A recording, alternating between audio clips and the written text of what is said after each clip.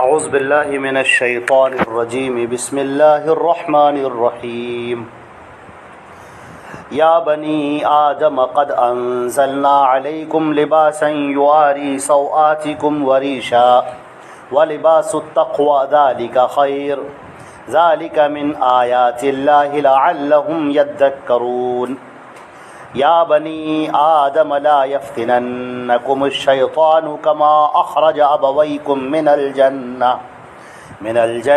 ینزع عنہما لباسہما لیریہما سوآتہما انہ یراکم هو وقبیلہ من حیث لا ترونہم انا جعلنا الشیاطین اولیاء للذین لا یؤمنون وَإِذَا فَعَلُوا فَاحِشَةً قَالُوا وَجَدْنَا عَلَيْهَا آبَاءَنَا وَاللَّهُ أَمَرَنَا بِهَا قُلْ إِنَّ اللَّهَ لَا يَأْمُرُ بِالْفَحْشَاءِ أَتَقُولُونَ عَلَى اللَّهِ مَا لَا تَعْلَمُونَ۔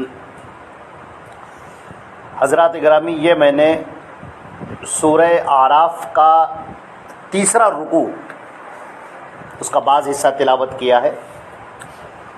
پہلا رکوع اور دوسرا رکوع آپ کے سامنے اس کا بیان گزر چکا ہے درس قرآن۔ دوسرا جو رکوع تھا، آج تو تیسرا رکوع پڑھا گیا ہے، پہلے اس کا ترجمہ کر دیتے ہیں۔ اے بنی آدم، یعنی اے آدم کی اولاد، ہم نے تمہارے لیے لباس اتارا ہے جو تمہاری شرمگاہوں کی چھپا سکے اور بھی زیادہ ڈھک سکے، اور جو تقوی کا لباس ہے یہ زیادہ بہتر ہے، اور یہ اللہ کی آیات ہیں تاکہ یہ لوگ نصیحت حاصل کر سکیں۔ اے آدم کی اولاد، شیطان تمہیں فتنے میں نہ ڈال دے، آزمائش میں نہ ڈالنے پائے، جیسا کہ اس نے تمہارے والدین کو جنت سے باہر نکلوا دیا، ان سے ان کا لباس بھی اتروا دیا اور ان کی شرمگاہوں کو ظاہر کر دیا تاکہ وہ اسے دیکھیں۔ سن لو، بے شک شیطان وہ اور اس کا پورا قبیلہ تمہیں وہاں سے دیکھتا ہے جہاں سے تم نہیں دیکھتے۔ ہم نے شیاطین کو ان لوگوں کا دوست بنا دیا ہے جو ایمان والے نہیں ہیں۔ وہ لوگ جب کوئی گندا کام کرتے ہیں تو کہتے ہیں کہ ہم نے اپنے باپ دادا کو اسی طرح کرتا ہوا پایا ہے اور اللہ نے ہمیں اس کا حکم دیا ہے۔ اے نبی، آپ یہ کہہ دیجئے کہ اللہ گندے کاموں کا کبھی حکم نہیں دیتا۔ تم اللہ کے اوپر وہ بات کہتے ہو جو تم جانتے بھی نہیں ہو۔ اے نبی، آپ یہ کہہ دیجئے کہ میرا رب تو عدل و انصاف کا حکم دیتا ہے، اور یہ کہ تم اپنے چہروں کو ہر مسجد میں سیدھا قائم رکھو اور اللہ ہی کو پکارو، دین کو اسی کے لیے خالص کر کے، اور جیسے کہ تمہاری شروعات ہوئی تھی اسی طرح سے تم کو پلٹ کر واپس آنا ہے۔ ایک فریق ہدایت پر ہے اور ایک فریق وہ ہے جس پر گمراہی ثابت ہو گئی۔ ان لوگوں نے اللہ کو چھوڑ کر شیاطین کو اپنا اولیاء بنا لیا تھا، اور وہ یہ سمجھ رہے تھے کہ وہ ہدایت یافتہ ہیں۔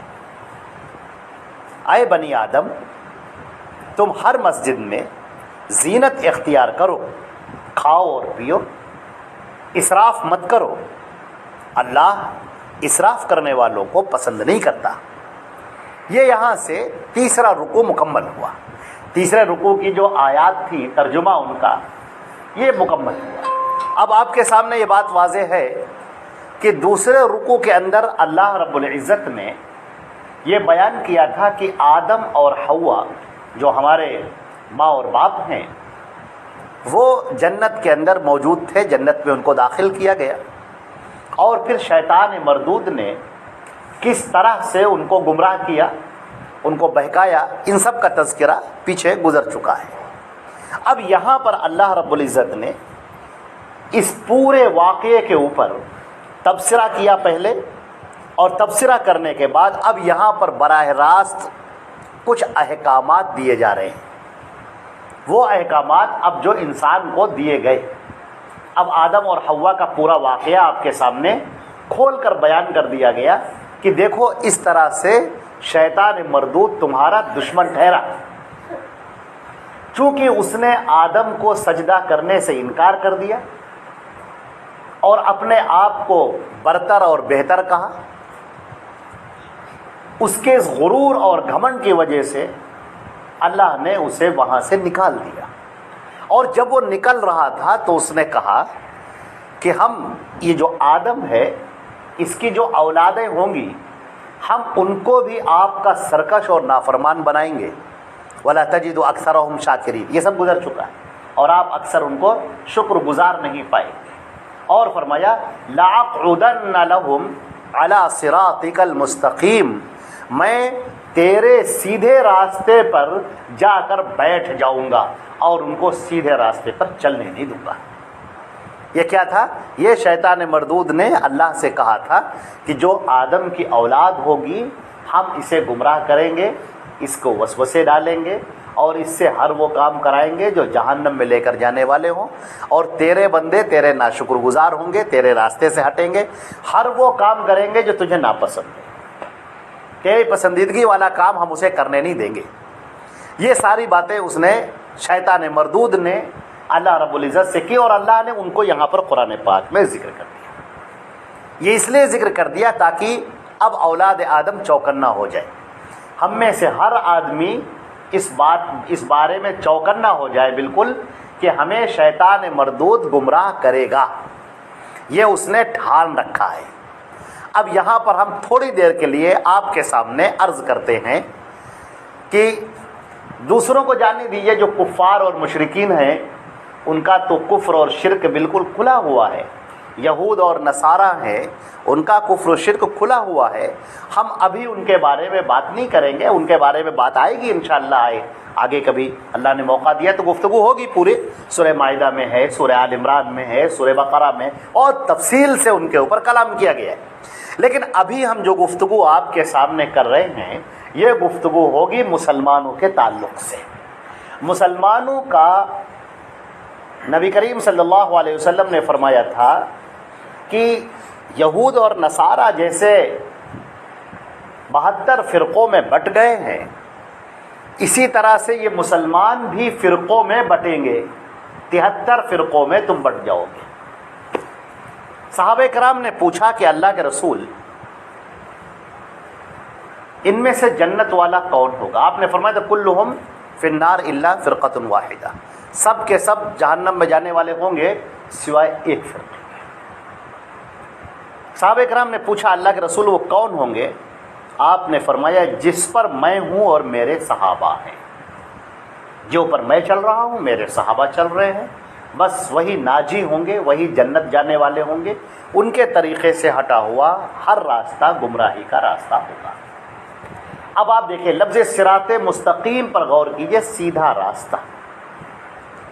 اب مسلمانوں کے اندر ہم یہ دیکھ رہے ہیں اس آخری دور زوال میں کہ بہت سارے فرقے ہیں مسلمانوں کے.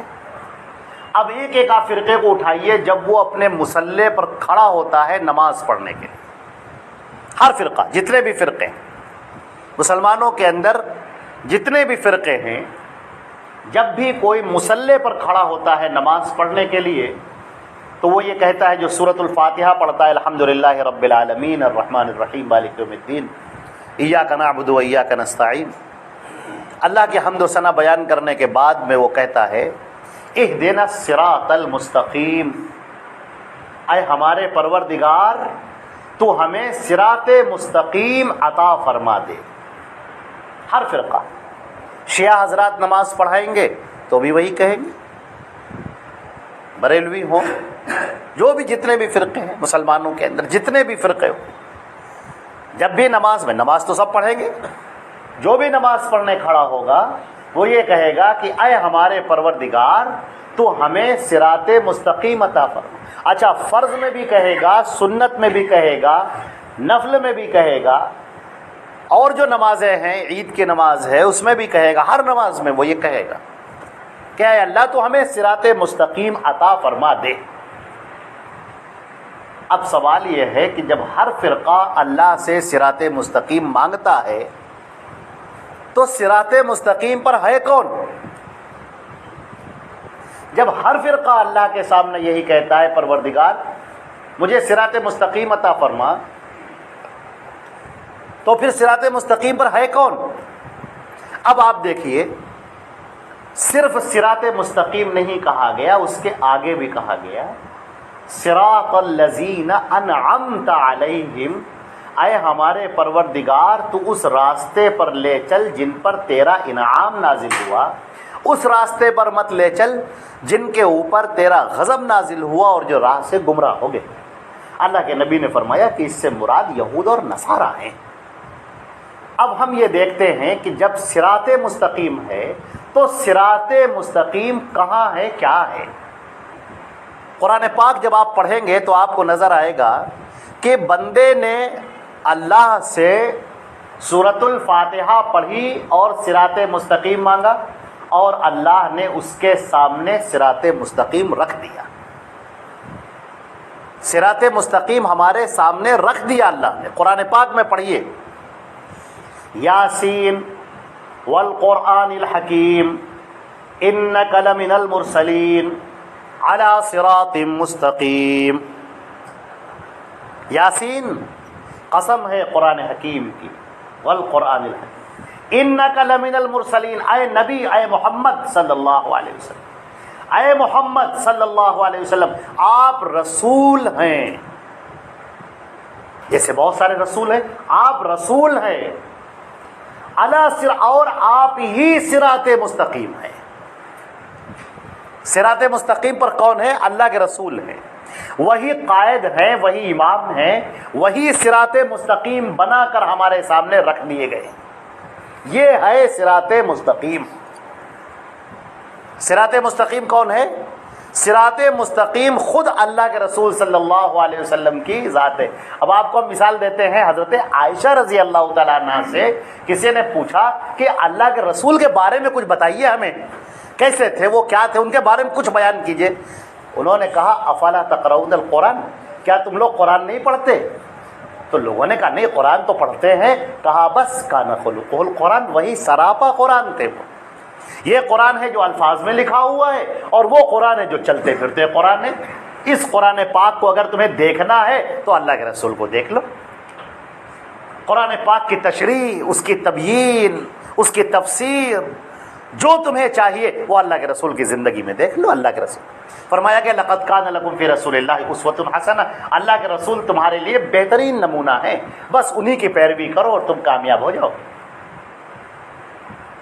اور شیطان مردود نے کیا کہا تھا؟ لاقعدن لهم علی صراطک المستقیم، میں تیرے سیدھے راستے پر بیٹھ جاؤں گا، سیدھے راستے پر میں بیٹھ جاؤں گا، اس راستے پر کسی کو چلنے نہیں دوں گا، ہمیشہ لوگوں کو گمراہ کرتا رہوں گا۔ اب دیکھیے آدمی کو کیسے شیطان گمراہ کرتا۔ اللہ کے رسول صلی اللہ علیہ وسلم نے جو بتایا، جو طریقہ بیان کیا، شیطان مردود انسان کو اس طریقے سے ہٹا کر اپنے طریقے پر لے کر آتا ہے۔ جو کام نبی کریم صلی اللہ علیہ وسلم نے نہیں کیا، شیطان مردود وہ کام آپ سے کرواتا ہے۔ آپ نے صحابہ کرام کی تربیت فرمائی۔ ابھی آپ کے سامنے ہم نے جو حدیث پڑھی تھی اس میں ہم نے کہا تھا جب صحابہ کرام نے پوچھا اللہ کے رسول جنت میں کون لوگ جائیں گے، کون سا فرقہ جنت میں جائے گا، تو آپ نے فرمایا جس پر میں ہوں اور میرے صحابہ ہیں۔ اب قرآن پاک میں دیکھیے کہ جس پر میں ہوں، قرآن پاک کہتا ہے اتبع ما اوحینا الیک، اے نبی تو پیروی کر جو ہم تیرے اوپر اتار رہے ہیں۔ پیروی کر مطلب فالو کرنا، عمل کرنا۔ اے نبی تم پیروی کرو، عمل کرو جو ہم تمہارے اوپر اتار رہے ہیں۔ یہ ہو گیا ما انا، جس پر میں ہوں۔ میں اللہ کے رسول کس پر ہیں؟ جو ان کے اوپر اللہ نے اتارا ہے، اللہ نے جو احکامات دیے ہیں، اللہ کے رسول اسی پر قائم ہے۔ اب دیکھیے صحابہ کرام کو سورہ اعراف میں فرمایا گیا، یہی جو سورہ اعراف ہمارے سامنے ہے، اس کی آیت نمبر 3 میں اتبعوا ما انزل الیکم من ربکم، اے تمام لوگوں سنو، اور اولین مخاطب تو صحابہ کرام، جو تمہارے رب کی طرف سے اتارا جا رہا ہے اس کی پیروی کرو، ولا تتبعوا من دونہ اولیاء، اور اس کو چھوڑ کر اپنے اولیاء کی پیروی مت کرو، قلیلا ما تذکرون، مگر یہ بات تم بہت کم سمجھتے ہو، بہت کم نصیحت حاصل کرتے ہو۔ اب صحابہ کرام بھی اسی پر ہیں جو اللہ کے رسول انہیں بتا رہے ہیں کہ تمہیں یہ کرنا ہے، صحابہ کرام وہی کر۔ اللہ کے رسول صلی اللہ علیہ وسلم فرماتے ہیں ادھر چلو تو وہ ادھر چلتے ہیں، وہ کہتے ہیں یہاں ٹھہر جاؤ، وہاں ٹھہر جاتے ہیں، ایک بار بھی پلٹ کر نہیں پوچھتے کہ آپ نے ایسا کیوں کہا، کیوں کا کوئی سوال ہی نہیں۔ ان سے کہا کہ تمہیں رات میں نکلنا ہے، سارے صحابہ تیار ہو گئے، نکلنا ہے۔ کسی نے ان سے پوچھا کہ کہاں جا رہے ہو، غزوہ تبوک کا موقع تھا، غزوہ تبوک کا موقع تھا، اللہ کے رسول صلی اللہ علیہ وسلم نے کہا کہ نکلنا ہے، سارے صحابہ تیار ہو گئے۔ پوچھنے والے نے پوچھا کہ ارے تیار ہو کر کہاں جا رہے ہو، کہا ہمیں تو نہیں معلوم۔ کہا دوسرے سے پوچھتے، کہاں جا رہے ہیں، کہا ہمیں نہیں معلوم۔ کہا تمہیں تیار کیوں ہو، کہا ہمارے نبی نے کہہ دیا تیار ہو، تم تیار ہیں۔ اب اللہ کے رسول کہیں گے کہ ادھر چلنا ہے تو ادھر چل پڑیں گے، وہ کہیں گے ادھر چلنا ہے تو ادھر چل پڑیں گے۔ ایک حکم دے دیا گیا، رسول کا حکم آ گیا، گردنیں جھک گئی، بات ختم ہو گئی۔ یہ کیا ہے؟ یہ مومنین ہیں، یہ جنت میں جانے والے لوگ ہیں، یہ صحابہ کرام ہیں جن کے اللہ کے رسول نے تربیت کی ہے، یہ وہ جنت میں جانے والے ہیں۔ یہاں حجت نہیں ہے، اللہ کے رسول سے کوئی بحث نہیں کرتا، اور اگر بحث ہی کر لے تو پھر اتباع کیسے رہ جائے گی۔ یہاں تو معاملہ یہ ہے کہ صحابہ کرام کا، تمام صحابہ کرام کا، جملہ صحابہ کرام کا معاملہ یہ ہے کہ اللہ کے رسول صلی اللہ علیہ وسلم فرما دیتے ہیں اور بس ساری باتیں ختم ہو جاتی ہیں، اور جو کہہ دیا بس وہ کرنا ہے۔ اللہ کے نبی صلی اللہ علیہ وسلم کی باتیں آج حدیثوں کے اندر موجود ہیں، اللہ کے نبی کا حکم موجود ہے۔ آج ہمارا معاملہ یہ ہے کہ ہمارے سامنے جب حدیثیں آتی ہیں تو ہم کہتے ہیں کہ ہاں ٹھیک تو ہے، بس ٹھیک ہے، عمل کرنے میں ہم تیار نہیں ہوتے، ہم عمل کرنے کے لیے تیار نہیں ہوتے، ہم اس سے پیچھے ہٹ جاتے ہیں بالکل۔ اب آپ دیکھیں کہ شیطان نے کیسے گمراہ کیا، ایک نبی، ایک حضرت محمد مصطفیٰ صلی اللہ علیہ وسلم جیسا کوئی نبی نہیں آیا، بلا شبہ سید المرسلین ہیں آپ، تمام نبیوں کے سردار ہیں اللہ کے رسول صلی اللہ علیہ وسلم، سب سے آپ نے فرمایا نا سید ولد آدم ولا فخر، میں اولاد آدم کا سردار ہوں لیکن مجھے کوئی فخر نہیں ہے، ذرہ برابر بھی کوئی فخر نہیں، کوئی گھمنڈ، کوئی غرور کی بات نہیں، تو اللہ نے بنا دیا، ایک عہدہ ہے، منصب ہے جو اللہ نے مجھے دے دیا، کوئی غرور، کوئی گھمنڈ نہیں۔ یا اللہ کے رسول صلی اللہ علیہ وسلم، وہ قوم کتنی خوش نصیب ہوگی جس کو حضرت محمد مصطفیٰ صلی اللہ علیہ وسلم جیسا رسول ملا ہو۔ اچھا اب ایک اور بات کہیں، وہ قوم کتنی بدنصیب ہوگی جو اللہ کے رسول کی باتوں کو چھوڑ کر کسی دوسرے کی باتوں کو مانتی۔ اب ذرا سوچیں، تھوڑی دیر کے لیے سوچیں، اللہ کے نبی صلی اللہ علیہ وسلم کے پیچھے نماز پڑھنے والے انبیاء کرام جو آپ کے پیچھے نماز پڑھنے کو اپنا فخر سمجھ رہے ہیں، سعادت سمجھ رہے ہیں، اللہ کے نبی صلی اللہ علیہ وسلم کی محبت اور شفقت پوری امت کے لیے کہ آپ دن اور رات بے چین رہتے ہیں، مضطرب رہتے ہیں اس امت کے لیے، یہاں تک کہ قرآن پاک نے خود کہا، اللہ نے فرمایا کہ اے نبی کیا تم اپنا گلا گھونٹ لو گے، فَلَعَلَّكَ بَاخِعُ نَفْسَكَ عَلَىٰ آثَارِهِمْ إِن لَّمْ يُؤْمِنُوا بِهَٰذَا الْحَدِيثِ أَسَفًا، سورہ کاف کے اندر، کہ اے نبی کیا تم اپنا گلا گھونٹ لو گے، اپنے آپ کو مار ڈالو گے اگر لوگ ایمان نہیں لا رہے۔ لیکن آپ کی شفقت اور محبت اس قدر، لوگ راستے میں کانٹے بچھا رہے ہیں اور انہی راستوں پر پیر رکھ کر آپ جا رہے ہیں، پیر آپ کے چھلنی ہوئے جا رہے ہیں، لہو لہان خون بہ رہا ہے اور آپ چلتے چلے جا رہے ہیں، انہی دشمنوں کے پاس جا رہے ہیں جنہوں نے آپ کے راستے میں کانٹے بچھائے، اور وہ کہتے ہیں کہ میں تم سے کچھ نہیں چاہتا، میں تو یہ چاہتا ہوں کہ تم جنت میں داخل ہو جاؤ، میں تو یہ چاہتا ہوں کہ تمہارے اوپر اللہ کا انعام ہو جائے، اللہ کا اکرام ہو جائے، لیکن تم ہو کہ میری پیروی کرنے کے بجائے تم لات اور عزا اور ہبل اور منات کی پیروی کرتے، تم دوسرے راستے پر جا رہے۔ ایک مرتبہ اللہ کے نبی صلی اللہ علیہ وسلم تشریف فرما تھے، سیدنا ابو بکر صدیق رضی اللہ تعالی عنہ تھے، دیگر صحابہ کرام تھے، حضرت عمر فاروق امیر المؤمنین رضی اللہ تعالی عنہ، ان کو تورات کا ایک نسخہ مل گیا کہیں سے، وہ لے کر آئے اور اللہ کے نبی بیٹھے ہیں اور آپ کی موجودگی میں وہ تورات کھول کر دیکھنے لگے. اچانک ان کی ران پر سیدنا ابوبکر صدیق رضی اللہ تعالیٰ عنہ نے ہاتھ مارا اور کہا عمر الا تری الی وجہ رسول اللہ، اے عمر اللہ کے رسول صلی اللہ علیہ وسلم کے چہرے مبارک کو دیکھو، روئے انور کو دیکھو. اب انہوں نے ایک دم سے جب نگاہ اٹھائی تو کیا دیکھتے ہیں کہ اللہ کے رسول صلی اللہ علیہ وسلم کا چہرہ غیظ و غضب سے گلنار ہو رہا ہے، پورا چہرہ لال سرخ غصے کی وجہ سے.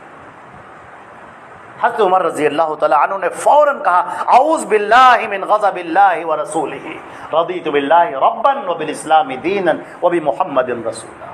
میں اللہ کی پناہ چاہتا ہوں اللہ کے غضب سے، اس کے رسول کے غضب سے، اللہ کے غصے سے، اس کے رسول کے غصے سے میں اللہ کی پناہ چاہتا ہوں. میں راضی ہو گیا اللہ کے رب ہونے پر، دین اسلام کے دین ہونے پر، اور محمد صلی اللہ علیہ وسلم کے رسول ہونے پر میں راضی ہو گیا.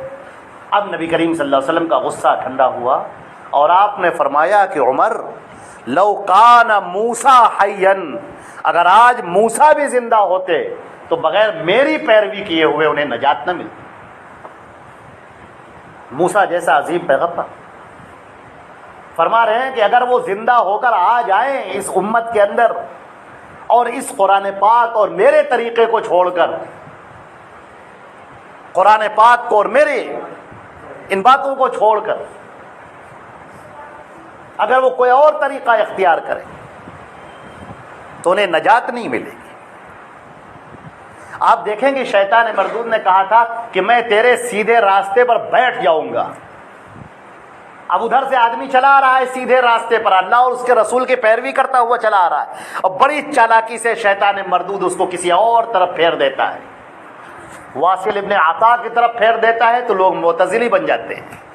عبداللہ ابن سبا کی طرف پھیر دیتا ہے تو لوگ رافضی بن جاتے ہیں. اماموں کی طرف پھیر دیتا ہے، امام جب 12 اماموں کی طرف پھیر دیتا ہے. اب وہ شریعت کہیں اور کی چلنے لگی، احکامات کسی اور کے چلنے لگے، اب فتوے کسی اور کے چلنے لگے، گفتگو کسی اور کے چلنے لگی. حدیثوں کا سلسلہ کیا، یہ اللہ کے رسول کی حدیثیں جو موجود ہیں اور قیامت تک موجود رہیں گی، قیامت تک اللہ نے ذمہ لے رکھا ہے. ان حدیثوں پر کون عمل کرے گا؟ سوچنے والی بات ہے مسلمانوں کے لیے.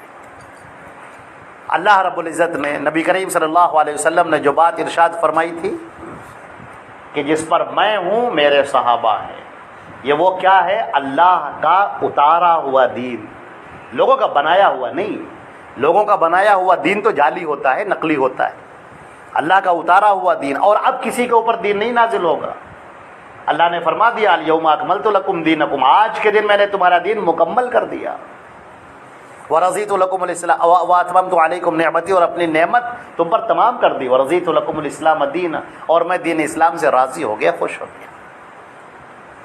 اب ذرا سوچئے کہ شیطان مردود کس قدر کوشش کر رہا ہے لوگوں کو اللہ کے نبی صلی اللہ علیہ وسلم سے دور کرنے کی. لوگ محبت کریں لیکن پیروی نہ کرنے پائیں، اور نجات اللہ کے رسول کی پیروی کرنے میں ہے. محبت تو ابو طالب کو بھی تھی، ابو طالب نے بھی حضور صلی اللہ علیہ وسلم سے بڑی محبت کی، لیکن جب اللہ کے رسول نے کہا کہ چچا جان کلمہ پڑھ لیجئے، آخر عمر میں کہا کہ اللہ کے رسول وہ کلمہ پڑھ لیجئے، تو انہوں نے کہا کہ نہیں، اخترت النار علی العار. لوگ کیا کہیں گے؟ لوگ کیا کہیں گے کہ ابو طالب موت سے ڈر گیا اور اپنے بھتیجے کے دین پر آ گیا، باپ دادا کے دین چھوڑ دیا. لوگ کیا کہیں گے؟ وہ جانتے تھے کہ حق ہے لیکن پیروی نہیں کی اللہ کے رسول کی، اور جب پیروی نہیں کی تو جہنم. جو آپ کی پیروی کرے گا، جو آپ کی بات مانے گا، اس کا راستہ جنت میں. جیسے حضرات صحابہ کرام، انہوں نے پیروی کی، جو کہا اس پر عمل کیا.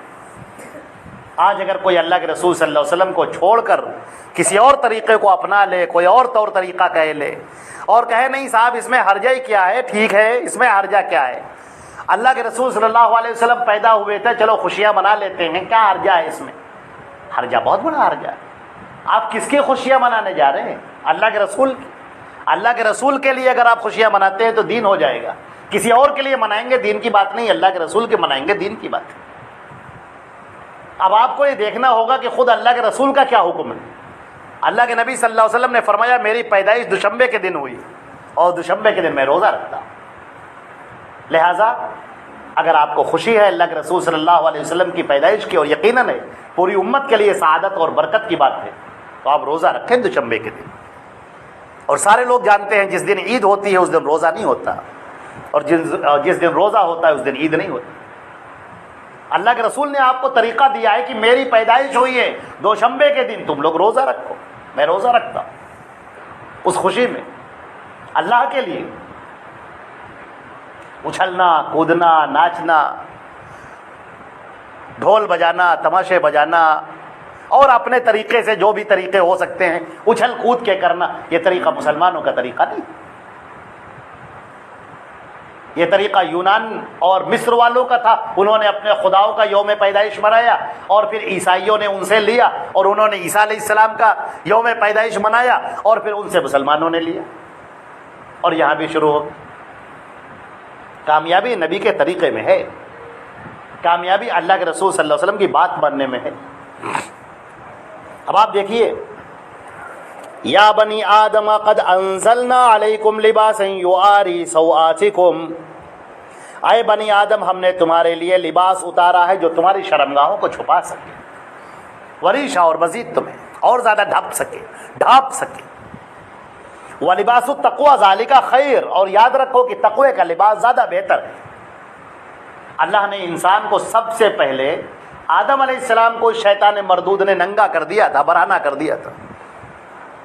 جب انہوں نے وہ پھل کھایا اور ان کے کپڑے جھڑ گئے، گر گئے، بہشتی جو کپڑے پہنے ہوئے تھے بہشتی لباس وہ سب کے سب جھڑ گئے.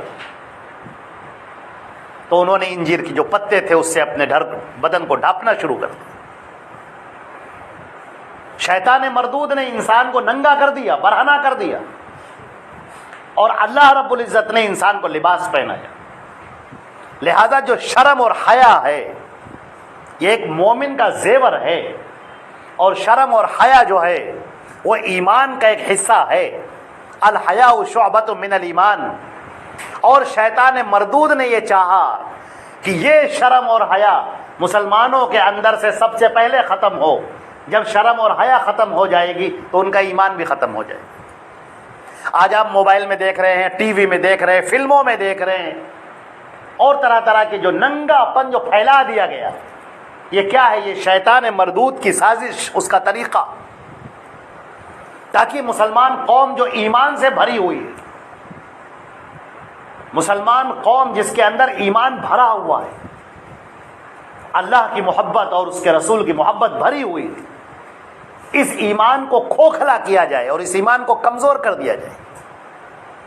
چنانچہ وہ گندے گندے مناظر، گندے گندے وہ سینس، فلمیں، گانے، ایسے گانے جو انتہائی بیہودہ گانے، وہ مسلمانوں کے اندر پھیلا دیے جائیں اور مسلمان قوم پھر اپنے ٹیلی ویژن کے اوپر یا اپنی اسکرین کے اوپر ان سب مناظر کو دیکھے اور پھر اس کا تقوی ختم ہو جائے اور اس کا ایمان ختم ہو جائے. اللہ نے فرمایا وَلِبَاسُ التَّقْوَىٰ ذَلِكَ خَيْرٌ، جو تقوی کا لباس ہے وہ تمہارے لیے بہتر ہے، اس کا خیال رکھو. تقوی کے لباس کا خیال رکھو. اپنی نگاہوں کی حفاظت کرو. نگاہوں کی حفاظت تمہارے ایمان کی حفاظت ہے. ایمان تمہارا مضبوط ہوگا.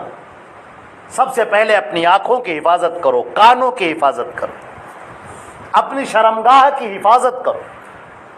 نبی کریم صلی اللہ علیہ وسلم نے فرمایا کہ میں جنت کی ضمانت لیتا ہوں اس شخص کے لیے جو اپنی آنکھوں کو، جو اپنی زبان کو اور اپنی شرمگاہ کو اپنے قابو میں رکھے، اپنے کنٹرول میں رکھے. آج بے حیائیاں پھیل رہی ہیں.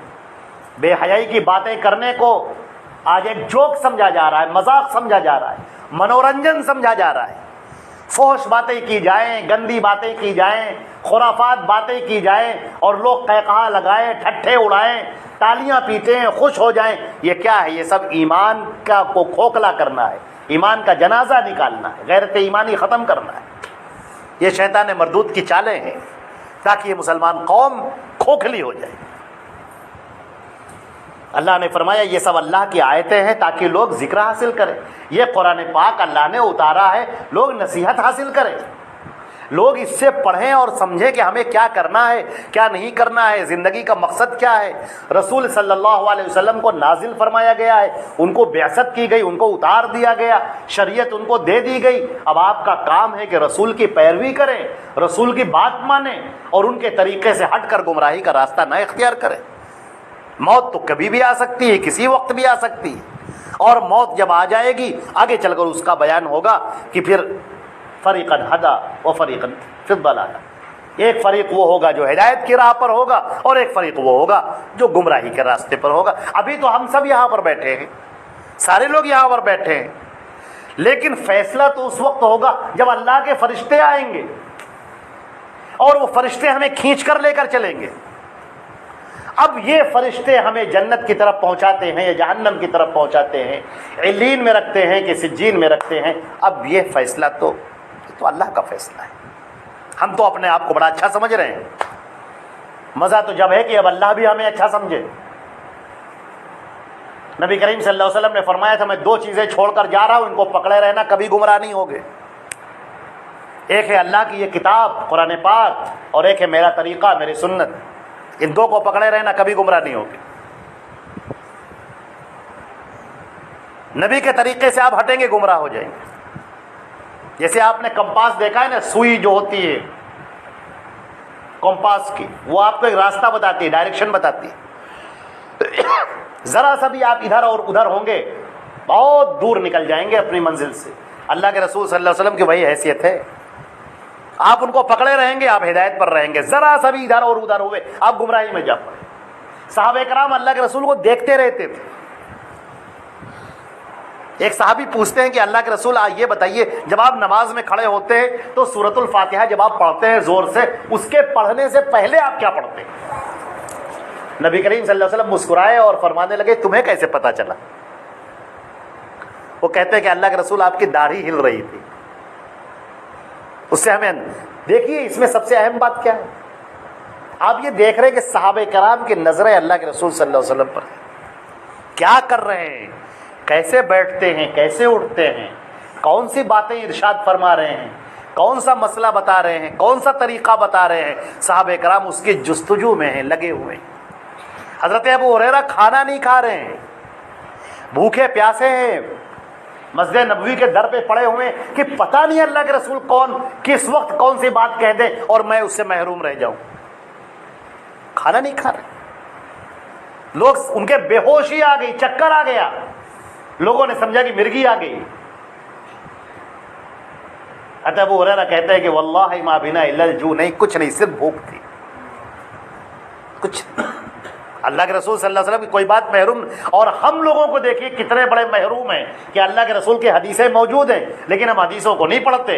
ہم اتنی موٹی موٹی ناولیں پڑھ ڈالتے ہیں, ہم اتنی موٹی موٹی کہانیوں کی کتابیں پڑھ ڈالتے ہیں, ہمارے وکیل حضرات اتنی موٹی موٹی قانون کی کتابیں پڑھ ڈالتے ہیں, ہمارے ڈاکٹر حضرات اتنی موٹی موٹی ڈاکٹری کی کتابیں پڑھ ڈالتے ہیں. سب آپ کا پڑھنا مبارک ہو, پڑھیے, خوب پڑھیے, آگے بڑھیے, لیکن اگر اپنے رسول کو نہیں پڑھا تو آپ نے کچھ نہ پڑھا. اگر آپ نے اپنے نبی کو نہیں پڑھا تو پھر کچھ نہ پڑھا. جس کی اتباع کا ہمیں حکم ہوا ہے, جو ہمارا امام ہے, جس کے پیچھے پیچھے ہمیں چلنا ہے, جو ہمیں جنت کے راستے پر لے کر جائے گا, جو اللہ کے رضا کو ہمیں بتاتا ہے, اگر ہم نے اسے ہی نہیں جانا اور پوری دنیا کو ہم نے چھان لیا تو ہم نے کیا جانا؟ ہم نے کچھ نہ جانا. اللہ تعالیٰ نے فرمایا اے بنی آدم, دیکھو شیطان تمہیں گمراہ نہ کرنے پائے, تمہیں آزمائش میں فتنے میں نہ ڈالے, تمہیں بہکائے گا, طرح طرح سے بہکائے گا, دائیں سے بائیں سے ہر طرح سے گمراہ کرے گا. اور مقصد کیا ہوگا اس کا؟ میرے عزیزوں, بڑا اچھا اصول ہے, بڑا اچھا طریقہ ہے. میرے بھائیوں, میرے بچوں, سب آپ یاد رکھو, شیطان مردود آپ کو گمراہ کر کے کیا کرے گا؟ وہ آپ کو اللہ کے نبی کے طریقے سے ہٹا دے گا. بس نبی کے طریقے سے آپ ہٹ جائیں گے, وہ خوش ہو جائے گا. ذرا سا آپ دیکھ لو کہ آپ جو بھی عمل کرتے ہو کیا وہ نبی کا طریقہ ہے؟ اگر ہے تو آپ خوش ہو جائیے, ایمان کی حلاوت محسوس کیجئے کہ الحمدللہ ہم اپنے نبی کے طریقے پر ہیں. اگر نبی کا طریقہ آپ کے پاس نہیں ہے تو آپ افسوس کیجئے کہ آپ کسی اور کے طریقے پر ہیں, شیطان آپ کے ساتھ گیم کھیل گیا، شیطان آپ کو گمراہ کر گیا، اس کی چال جو تھی وہ کامیاب ہو گئی، آپ نبی کے طریقے سے ہٹے اور وہ خوش ہو گیا۔ بہت سارے لوگ ہمارے یہاں وضو کرتے ہیں، میں نے بہت سارے لوگ کو وضو کرتے دیکھا، جب وضو کرتے ہیں تو باقاعدہ گردن کے اوپر ایسے ہاتھ پھیرتے ہیں، دیکھا ہوگا آپ لوگوں نے بھی دیکھا ہوگا، وضو کیا، وضو کرنے میں ایسے گردن کرا۔ بہت سارے لوگوں کو آپ نے دیکھا ہوگا وضو کرتے ہیں بڑی دعائیں پڑھتے ہیں۔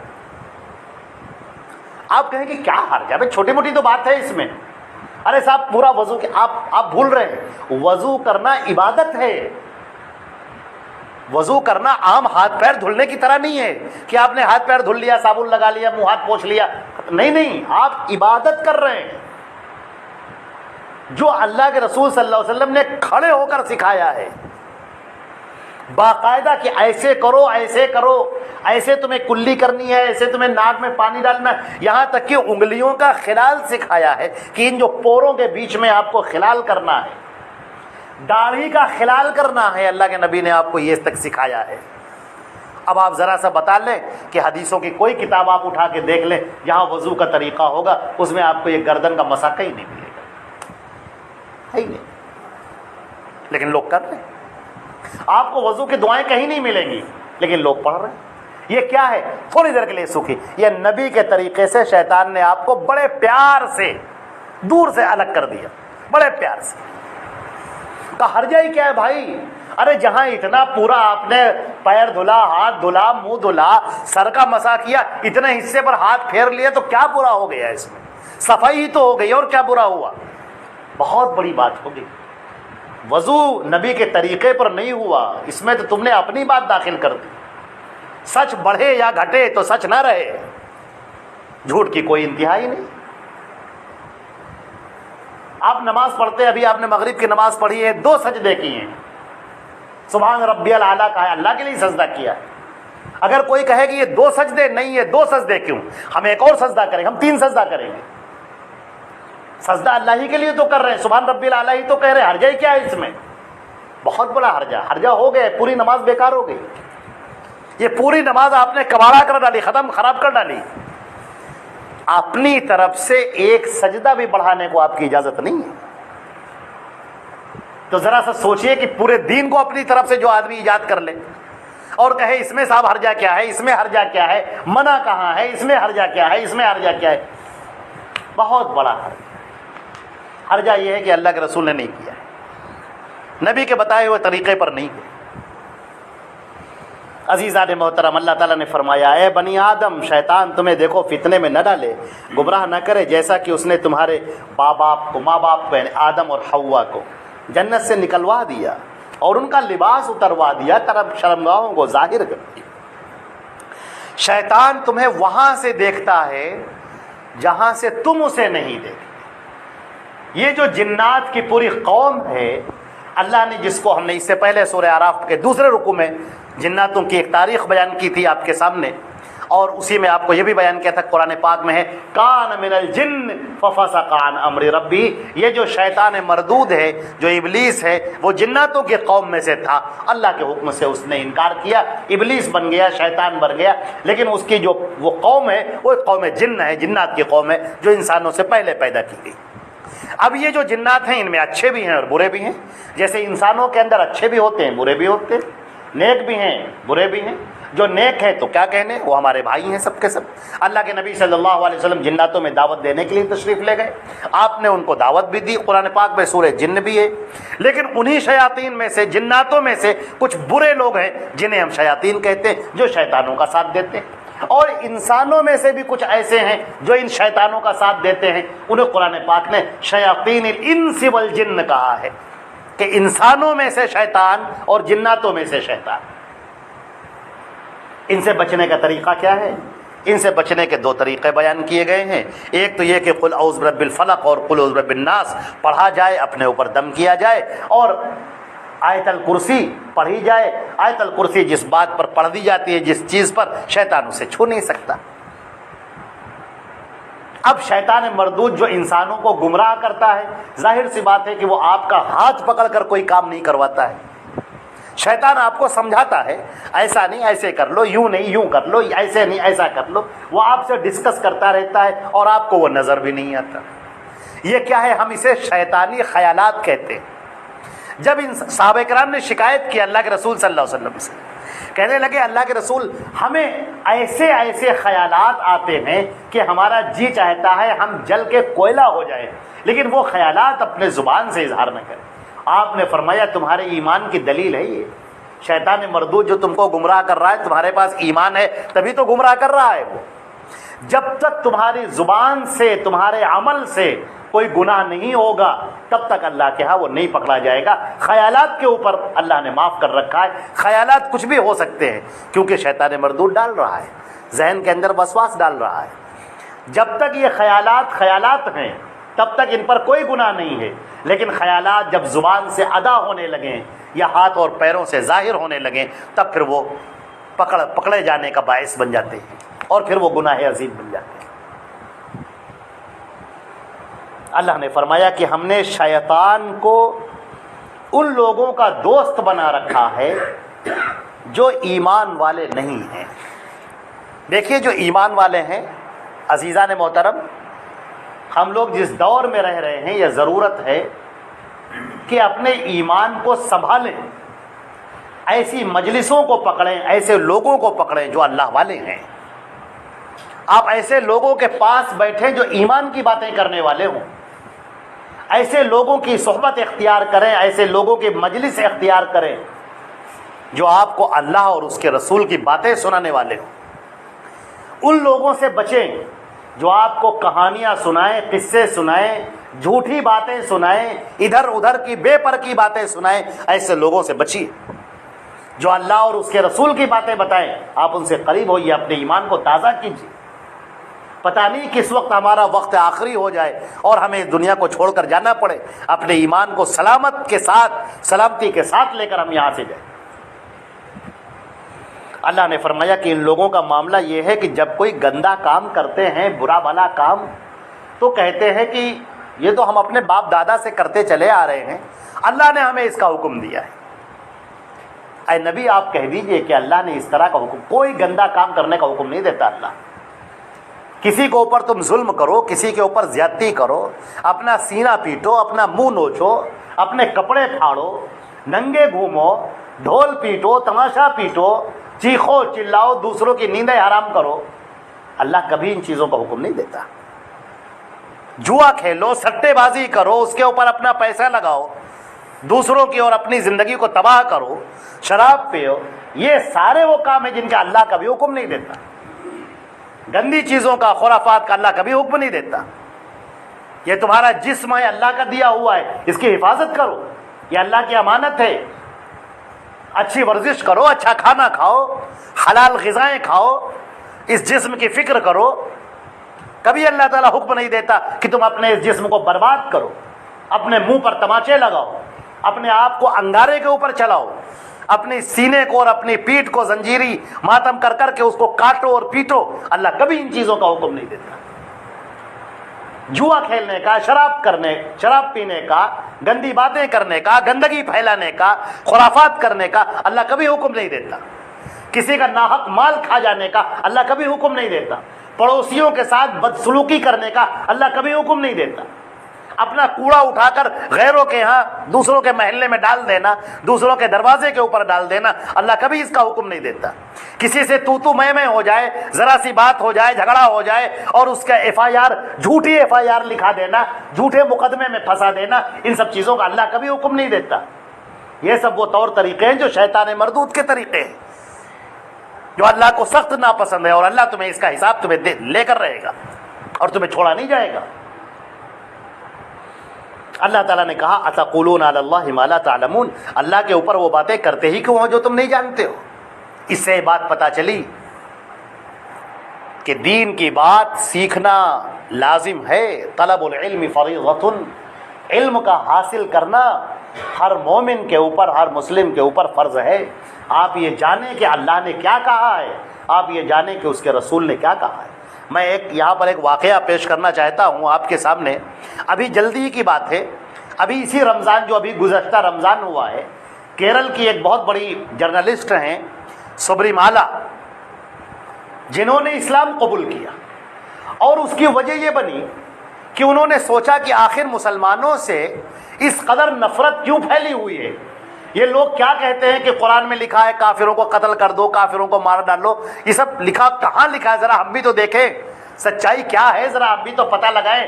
پروگنڈا تو ہم نے بہت سنا ہے، مسلمانوں کے خلاف باتیں تو ہم نے بہت سنی ہیں ٹی وی چینلوں کے اوپر، ڈیبیٹ میں، کتابوں میں، تو ذرا دیکھیں کہ مسلمانوں کی سچائی کیا ہے۔ چنانچہ انہوں نے قرآن پاک کو پڑھنا شروع کیا، اور ابھی قرآن پاک مکمل نہیں کیا تھا کہ اللہ نے ان کا سینہ ایمان سے بھر دیا۔ اس بندی نے اسلام قبول کیا، سبری مالا نے اسلام قبول کیا، عائشہ ان کا نام ہوا، اور پریس کانفرنس کی، اور پریس کانفرنس کے اندر جو انہوں نے اپنے بات کہی ہے، تو جو بھی باتیں کہی اس میں ایک جملہ بہت پیارا ہے۔ انہوں نے کہا میں تمام مسلمانوں سے، مجھے میرا یہ کہنا ہے تمام مسلمانوں سے، کہ اتنی عظیم کتاب قرآن پاک تم لوگ چھپائے ہوئے کیوں ہو؟ اس کو ظاہر کیوں نہیں کرتے؟ میرے عزیزوں، میرے بچوں، میرے نوجوانوں، اب ہم کیا بتائیں ان سے کہ یہاں تو ہمارے مسلمان بھی قرآن پاک نہیں جانتے، یہاں تو لوگ سورہ فاتحہ کا بھی مطلب نہیں جانتے، قل یا قل واللہ قل رب الناس جو پڑھتے ہیں اس کا بھی مطلب نہیں جانتے، یہاں تو سبحان ربی الاعلیٰ، سبحان ربی العظیم، التحیات، درود شریف، اس کا بھی مطلب نہیں جانتے، جو ہم نماز میں سمیع اللہ لمن حمیدہ اور ربنا لک الحمد کہتے ہیں اس کا بھی مطلب نہیں جانتے۔ قرآن پاک کا کیا مطلب جانیں گے؟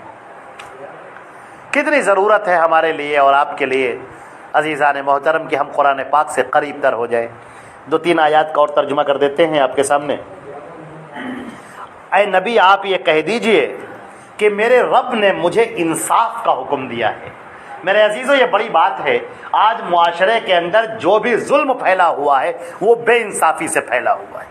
اپنے گھر کو آپ جھانک کر دیکھیے اور اپنے آپ کو دیکھیے، ہم میں سے ہر آدمی دیکھے کہ ہم کسی کے اوپر ظلم تو نہیں کر رہے ہیں۔ آپ گھر کے اندر رہتے ہیں، گھر کے اندر بڑے افراد ہیں، ماں ہیں، باپ ہیں، بھائی ہیں، بہن ہیں، بیوی ہیں، بچے ہیں، ذرا ہم دیکھیں کہ کسی کے ساتھ بے انصافی تو نہیں ہو رہی ہے، ہم کسی پر ظلم تو نہیں کر رہے ہیں۔ اللہ نے فرمایا کہ جب تم مسجد میں کھڑے ہو تو اپنے چہرے کو سیدھا رکھو، یعنی قبلے کی طرف اپنے چہرے کو رکھو۔ جو مسلمان جہاں کھڑا ہوگا قبلے کی طرف منہ کر کے نماز کر کے پڑھا گیا، اور اگر اسے نہیں معلوم ہے قبلہ کہاں ہے تو بھی اللہ نے کہا ہے تمہارا جدھر جی چاہے منہ کر کے نماز پڑھ لو، ہم تمہاری نماز کو قبول کر لیں۔ اگر آدمی کو یہ پتہ نہ ہو کہ قبلہ کدھر ہے، اب تو خیر بہت مشکل ہے، ہر آدمی کے پاس موبائل ہے، ایپلیکیشنز ہیں جہاں پر پتہ چل جاتا ہے کہ ہماری قبلہ کس طرف ہے، لہذا قبلے کی طرف منہ کر کے نماز پڑھنی چاہیے۔ بہت سارے لوگ توجہ نہیں دیتے، آتے ہیں نماز میں ایسے ہی کھڑے ہو جاتے ہیں۔ نمازوں میں ہمارے پورے اعضاء قبلے کی طرف ہونے چاہیے۔ جب آپ اتحیات میں بیٹھتے ہیں تو دیکھیے اپنے پیروں کو آپ انگلیوں کو ایسے موڑ کر بیٹھتے ہیں تاکہ یہ انگلیاں بھی قبلے کی طرف ہو جائیں۔ تو کیسے لوگ ہیں جو اپنے چہرے کو اور اپنے سینے کو، اپنے ہاتھوں کو ادھر ادھر گھماتے رہتے ہیں، کبھی ایسے کر رہے ہیں، کبھی ایسے کر رہے ہیں، کبھی چہرہ ادھر جا رہا ہے، کبھی ادھر جا رہا ہے، کبھی ہاتھ ادھر جا رہا ہے، کبھی ادھر جا رہا ہے۔ نہیں، نماز سکون کی جگہ ہے، سکون سے نماز پڑھی جائے، آپ اللہ کے سامنے کھڑے۔ وَادْعُوهُ، اور اللہ ہی کو پکارو، مخلصین لہ الدین، دین کو اسی کے لیے خالص کر کے۔ یہ بڑی پیاری بات اللہ رب العزت نے فرمائی کہ اے لوگوں تم اللہ کے سامنے نماز پڑھنے کے لیے کھڑے ہوئے ہو تو پورا کا پورا دین پھر اللہ کا مانو، رسول اللہ کا لایا ہوا دین مانو، لوگوں کے بنائے ہوئے دین کے اوپر مت چلو، اس کے اندر آمیزش نہ کرو۔ اللہ کے رسول کے لائے ہوئے دین میں اور لوگوں کے بنائے ہوئے بہت ساری چیزیں، رسم و رواج، مسئلے مسائل، وہ اس کے اندر داخل مت کرو، اس کو الگ کرو، دین کو بالکل خالص کرو ایک اللہ کے لیے۔ نماز پڑھو پورے اخلاص کے ساتھ۔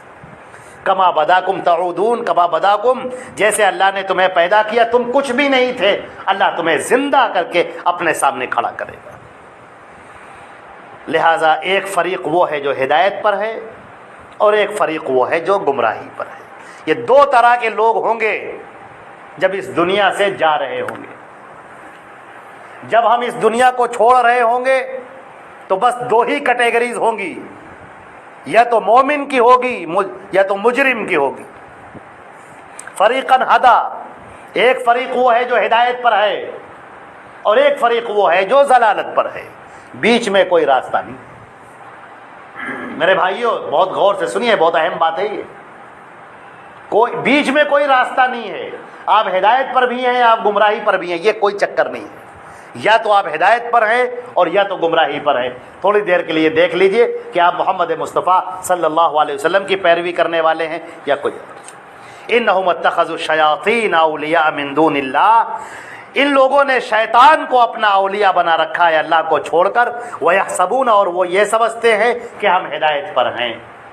شیطان کا طریقہ اختیار کر کے کوئی ہدایت پر نہیں ہو سکتا، محمد مصطفیٰ کا طریقہ اختیار کر کے آدمی ہدایت پر ہوگا۔